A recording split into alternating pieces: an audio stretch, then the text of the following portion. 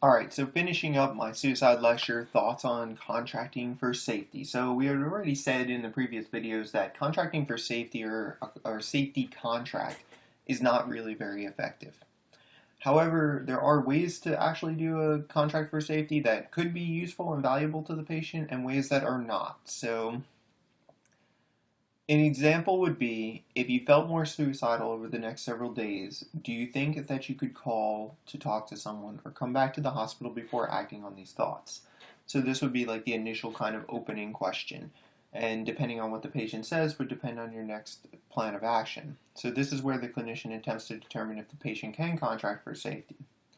This is a controversial topic and it also may provide a false sense of security to a clinician, so don't ever rely on this, but think about it.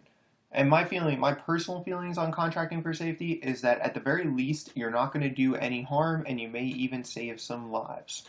So you offer the patient a definitive plan for someone who might be experiencing too much stress to think clearly. So what the reason why the contracting for safety thing, or if you do a safety contract properly, like I said, one in which you actually go out and come up with a step-by-step plan of action that the patient can take in the event of a crisis, that can be extremely valuable because they may be in a state of crisis where they literally cannot think clearly. They can't think logically. They need something to follow, and this contract may be the one thing that could be there for them that they could follow. And again, good contract for safety includes names and numbers of people that the patient agrees to call in the event that they feel suicidal. And it should also include a way for them to get into contact with the clinician as well. And I think another important point there, really, that's not listed, that I don't have listed, but I think I'll mention it here, is that one of the ways in which readmission rates to psychiatric inpatient units increase is because these people actually have a lack of services out in the community. So it's extremely important that you make sure these patients have adequate follow-up.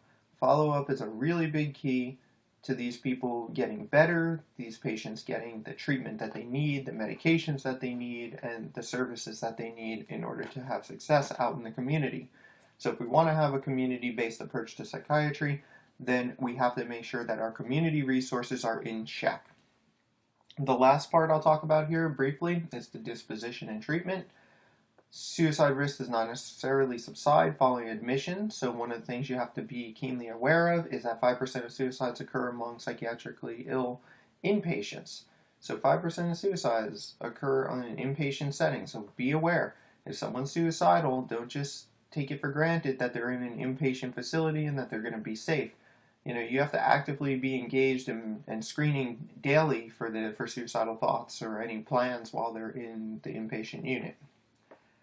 Obviously, things like antidepressant medications, including the SSRIs, are considered first line in depressed patients. Two medications, and again, this is an important board question, so you may see this come up if you're taking any of the boards.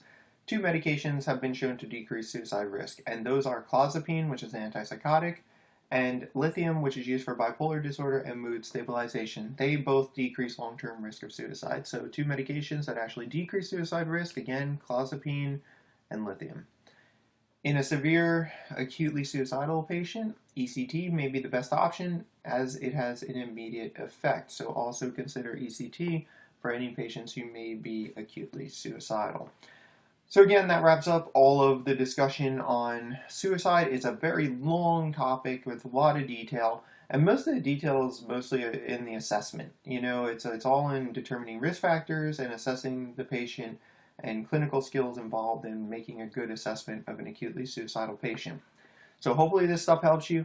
If it does, I'd be happy if you got subscribed, if you kind of come back to the channel and keep up to date. I'll try to produce as much content as I can and to continue to add value to your lives. So good luck out there.